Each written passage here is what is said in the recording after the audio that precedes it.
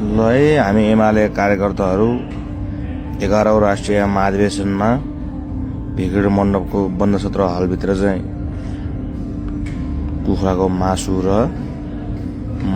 खसीको मासु खाँदैछु। खाने भए सबैजना यतातिर आऊ।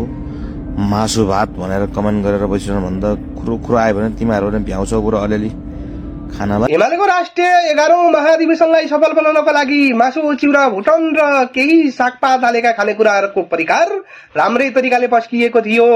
मैले सामाजिक सञ्जालमा 1-2वटा फोटोहरू अपलोड गरेँ कि एमालेका कार्यकर्ताहरूले मासु भातमा मात्रै बिक्दैनन्, उनी कहिलेकाहीँ पेट्रोल र अन्य चिजहरूमा पनि बिक्छन् भनेर हाल्दै गर्दा सामाजिक सञ्जालले मलाई ट्रोल बनाएको थियो।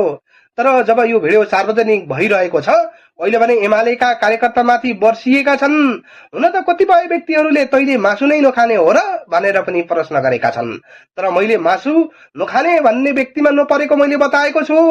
तर मासु खाने, तर कस्तो ठाउँमा गएर खाने, आफ्नै व्यक्तिगत लगानी र पैसाले खाने कि अन्य पार्टीका झोले बनेर खाने, त्यो विषयमा भने सोच्नुपर्ने गम्भीर अवस्था बनेको छ। अहिले एमालेका झोल र झोलाहरूले धमाधम भुँडी भरिरहेका छन् भने एमालेले राम्रै ताण्डव देखाएका खबर प्राप्त